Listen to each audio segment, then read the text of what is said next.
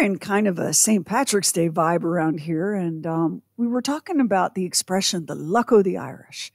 But what if your story is more like the bad luck o' the Irish? We always have an odd one in the crowd. So it's kind of odd. Decidedly odd. Doesn't that strike you as a little bit odd? No, it doesn't strike me as a little bit odd. It's the Bob and Sheri Oddcast, with stuff we wouldn't, couldn't, or shouldn't do on the regular show. Now, here's the Oddcast.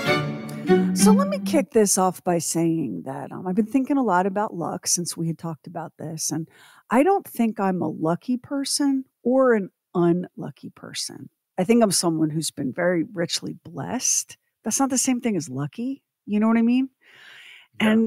And yeah, like bad things happen. I'm very clumsy and stupid and reckless, and I'm always hurting myself. But I don't think that's bad luck. I think it's me not paying attention to where I'm walking, right? The other day, you guys, I genuinely thought I had given myself a concussion because I went out to load some stuff into the car, and I was waiting for Kevin to make his way to the vehicle on the crutches. And I opened the back door so that he could slide his crutches in, and opened it with the most violent force right into my head.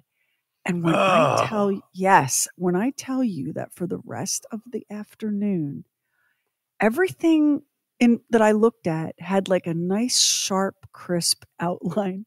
So I know I did something to myself because it was like, ooh, what was in the punch?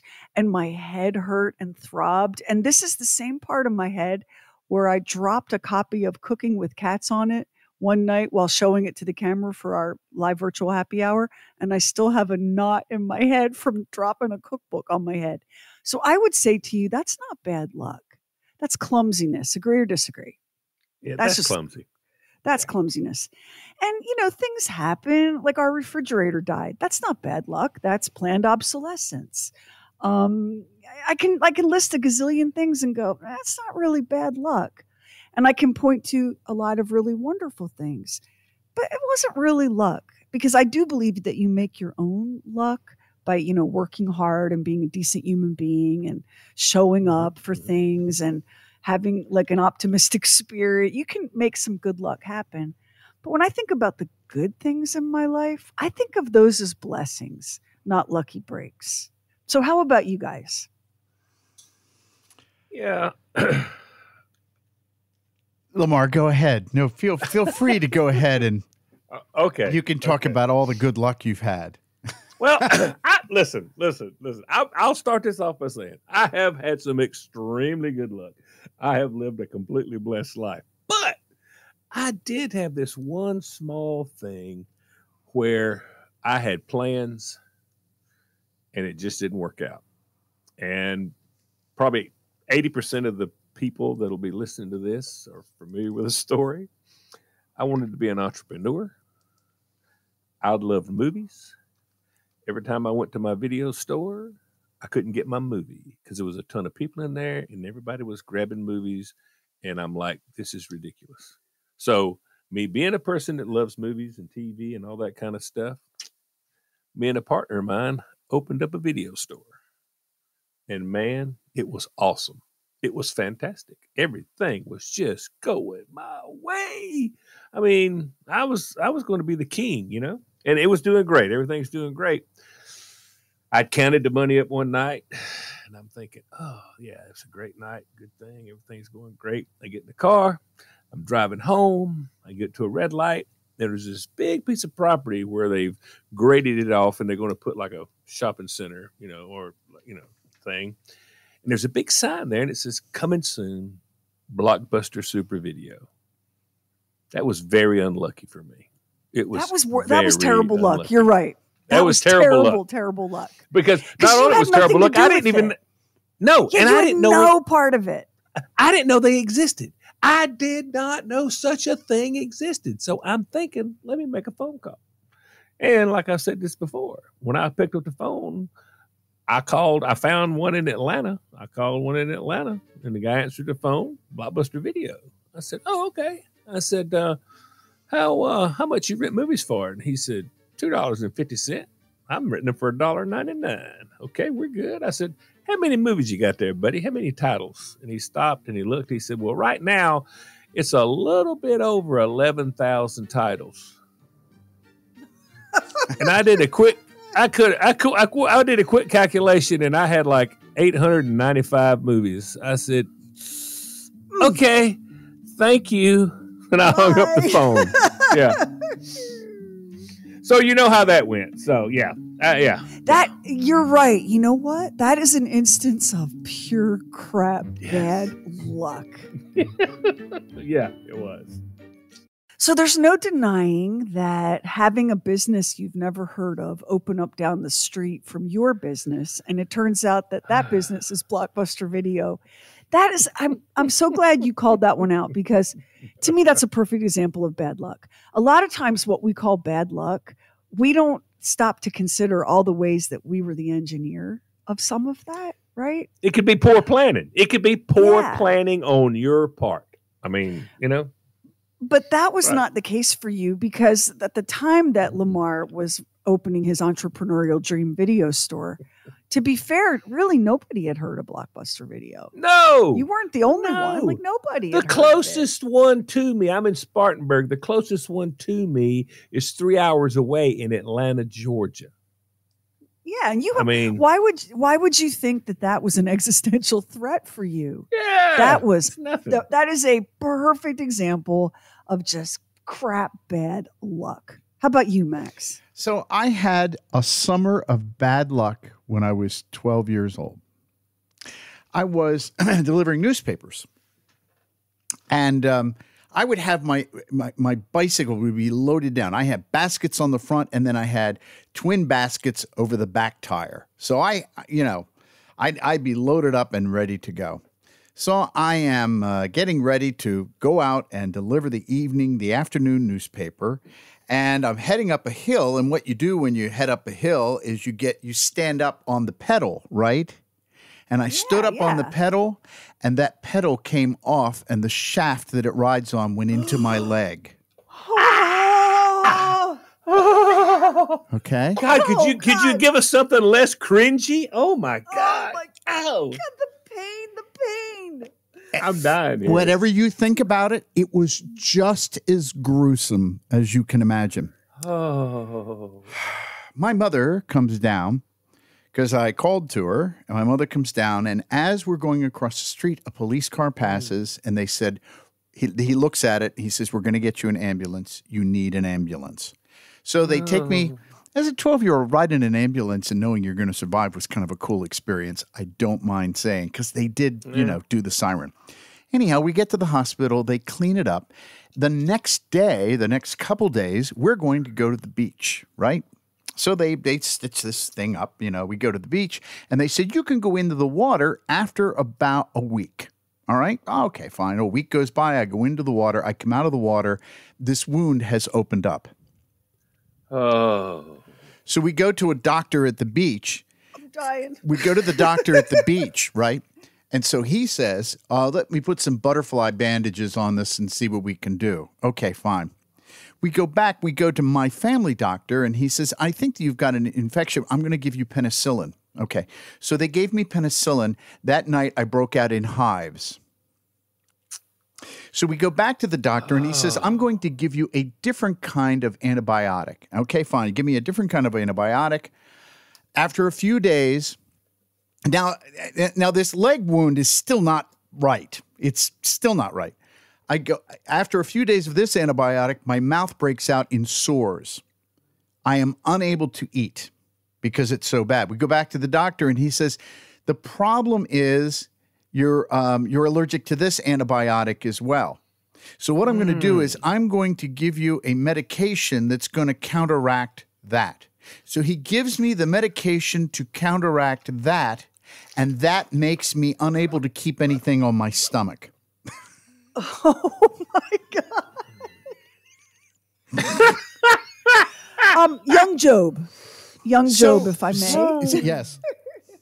I have two. Well, my first thing is, I think I just discovered the moment where your sister began to hate your guts, because it's starting to sound like the family vacation went sideways, did it not? It did. Yeah, it did.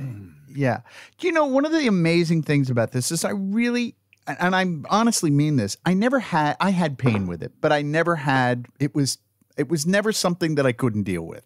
That is what I remember most about it. Anyhow, so this medication where I can't keep food down, now that doctor has gone on vacation because it's the summer. So we have to go to yet another doctor. And he says, I'm going to give you another antibiotic. Okay. And then he says, but I'm concerned about what's going on with your leg because, it's this open wound that's probably, I'm looking here, it's probably about 5 inches long at this point.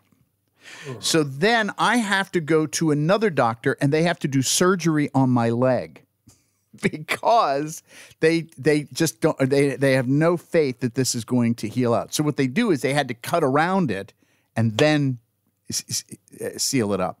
And they had to put deep stitches in it too. Now, on the inside. I'm 12.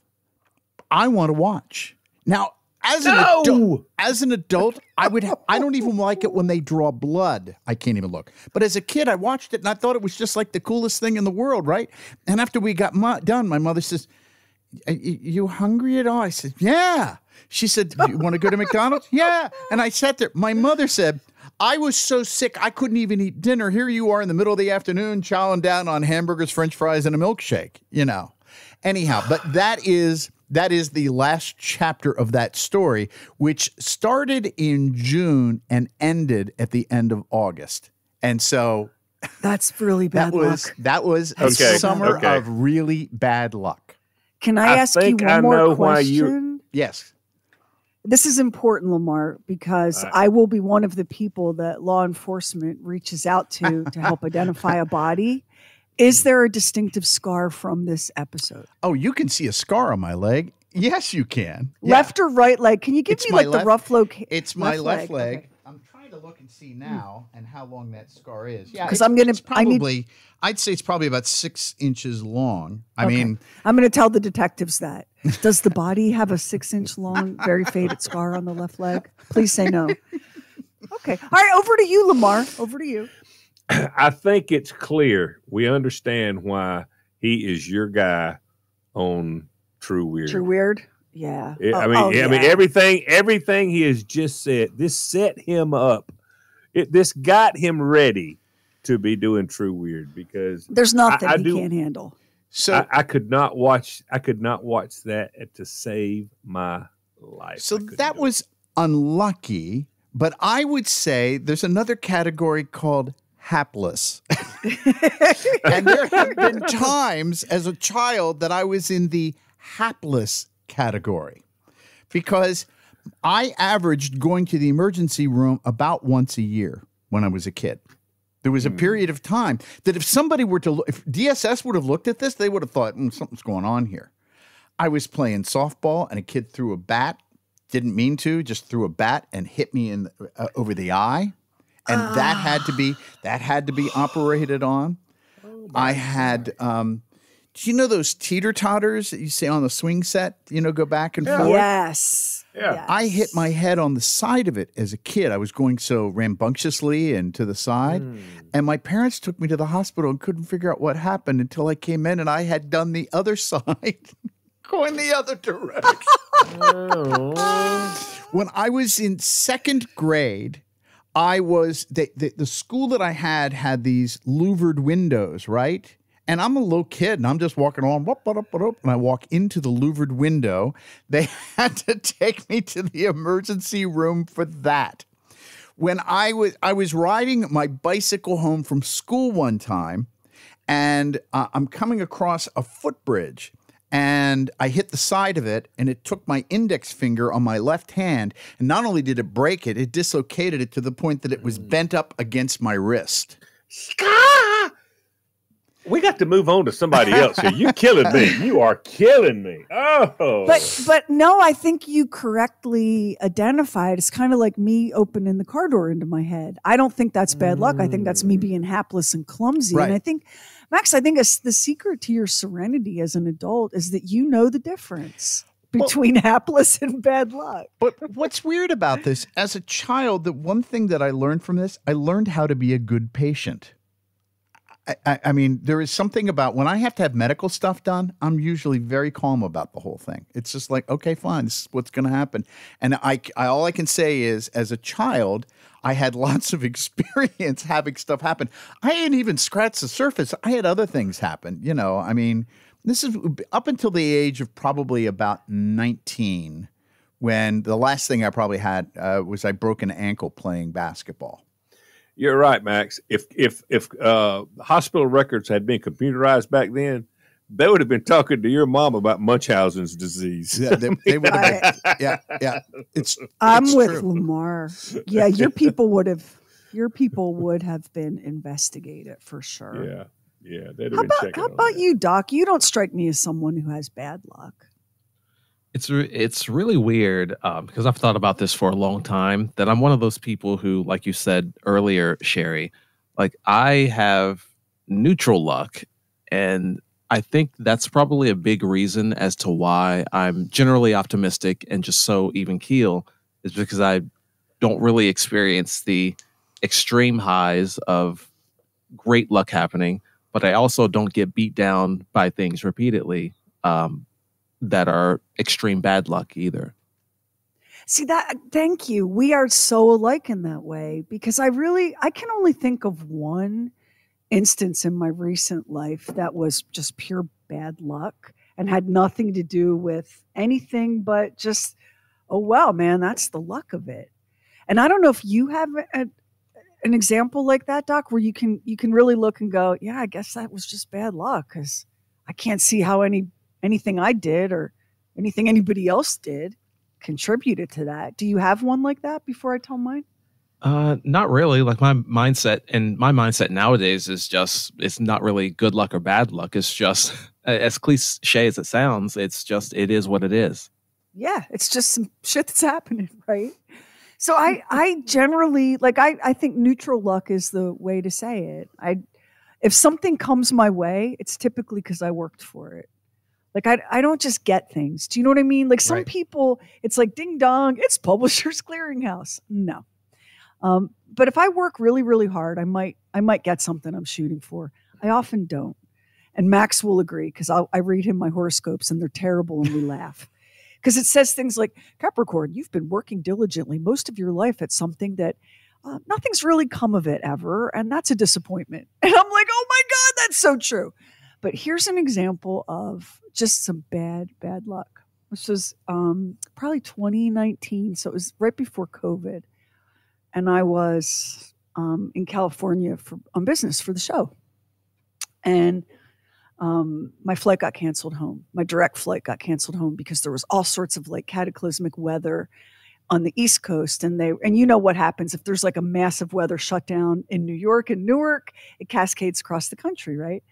So my direct flight home got canceled, but no worries. The airline said, we can get you home tonight, but we're going to have to fly you. You're going to have to make a stop. I was like, yeah, that is not a problem. So I was just glad to get booked on a flight and not have to find a place to sleep and Uber and pay Los Angeles hotel rates and all. So I fly to Dallas, Fort Worth. And now this bad weather that has caused all these catastrophic delays it's a front that's moving across the country. And the pilot has told us that we may hit some rough air. They're going to do their best. They were certainly going to try to get us on the ground in Dallas. And they would, the flight attendants would, as we got closer to landing, update us on connections and gates, because there were some weather-related travel issues. But I'm like, it's probably going to be fine. I'm landing in Dallas. So we land in Dallas, and there's a gate stop at Dallas Fort Worth, which means none of the planes can come off the runway and park at the gates. And the gate stop has something to do with these. I'm not sure if it was weather in Dallas or the airport was so choked up. So we're on the ground and we're stuck and we can't go to a gate. And I've got a pretty tight connection, and I can see now that it's going to take a whole miracle. But if I've got a gate stop, all these other planes have a gate stop too. So maybe, because I am like Doc, I am a naturally optimistic person. Maybe the plane I'm trying to catch is also stranded out here on the tarmac. So I'm playing Whirlyword on my phone and congratulating myself on being so completely chill. They finally get us to our gate 40 minutes later. And they're rattling off connections and terminals and all of that. If you've never been to the Dallas-Fort Worth airport, it's huge. It's bigger than any town I lived in as a kid in Wyoming. And that is not an exaggeration. It's vast. And as bad luck would have it, we landed like on the A terminal, and my connection was so far away that it required a brisk jog and then a tram, followed by another brisk jog and then an escalator ride. Can you picture it? But you know what? Luck's on my side, right? Everybody else had the gate stop tarmac issue too. So I get off and I'm in the back of the plane because of course I am.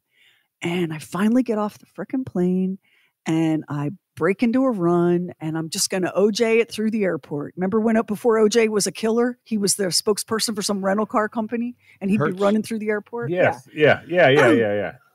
So I've got my wheelie bag and I'm just running through the airport and I catch the tram. What good luck. The tram is pulling into the station as I get there and I get on the tram and I take it all the way to the other freaking side of DFW, which again is bigger than any town I lived in Star Valley, Wyoming ever.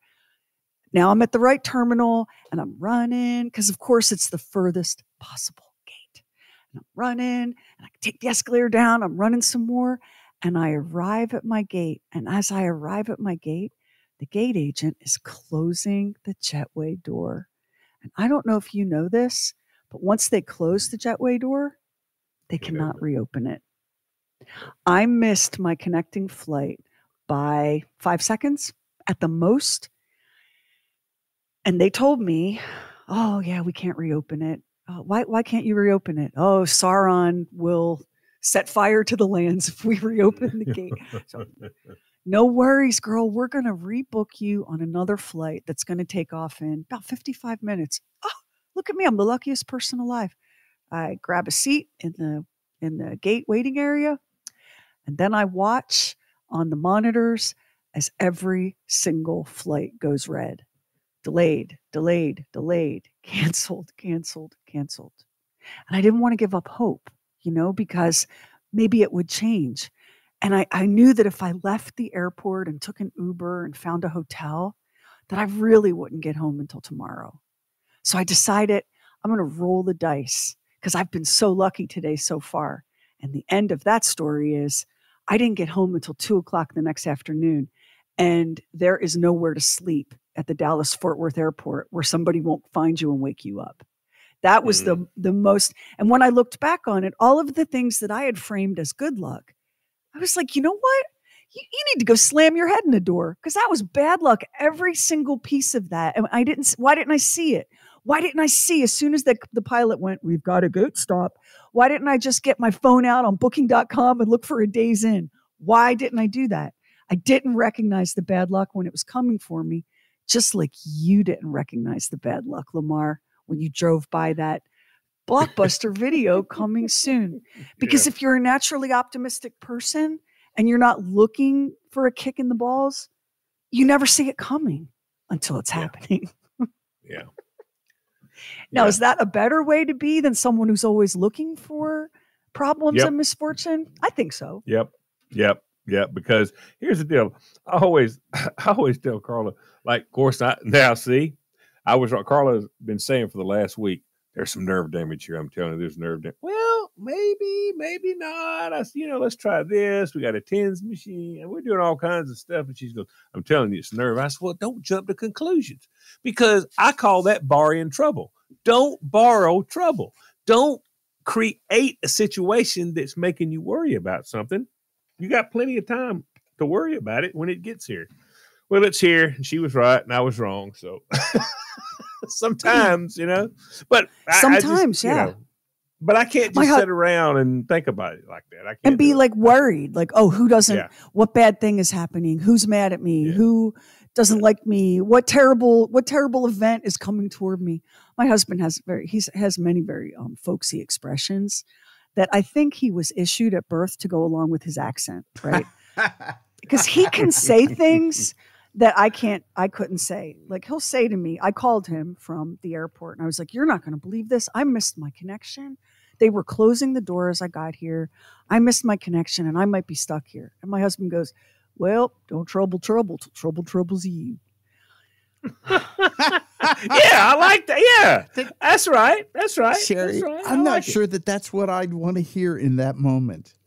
Don't trouble till trouble troubles you. Now, the difference between me and Kevin is when Kevin says, woman, don't trouble till trouble troubles you. That sounds one way. But if I were to say to you, hey, Max, don't trouble till trouble troubles you, you would be like, where are you sitting? Because I'm going to come over and punch you. Like, it just doesn't have that same folksy weight, you know? But that is a way of going through life. Don't borrow trouble. Don't trouble till trouble troubles you. It's worked for me. It's worked for me so far now. Like I Look say. at it's working for Doc. Like he doesn't even bad luck can't find Doc because Doc can't see bad luck. And there's something to that kind of, especially if you believe, okay, Lamar, I apologize because sometimes it gets weird and then you have to pray for us. And we do appreciate that. Max and I, we do. But if you think about the quantum field and this idea of with your thoughts, you make the world, this idea of manifestation, like that book, The Secret that Oprah was all about. That's not what what I'm about to describe is, but this idea of the quantum field that what energy you put out is the energy you create and perceive. Doc's over there going, I have neutral luck. If something bad happens to me, what are you going to do? Something good happens to me. Well, yeah. I mean, he doesn't allow it into his reality. And so it's not a part of his reality.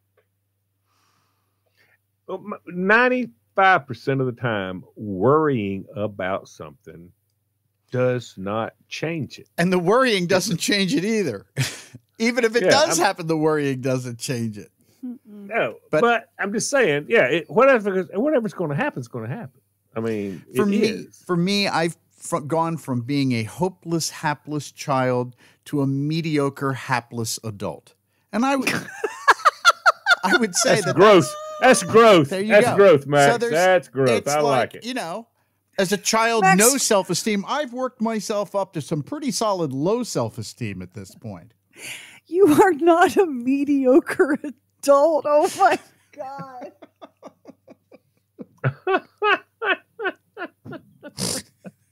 Set those goals, Max. Set those goals.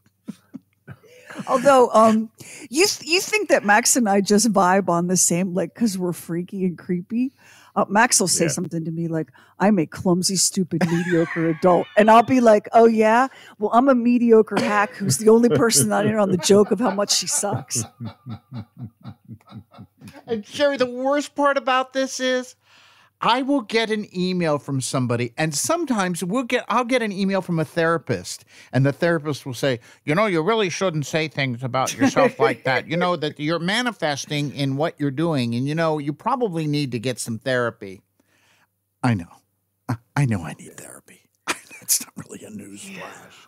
We don't have time. We don't have time for we're self-employed. I'm We too don't have busy. time for Listen, therapy. being mediocre is a full-time occupation. Oh yeah, I can see that. I can see that.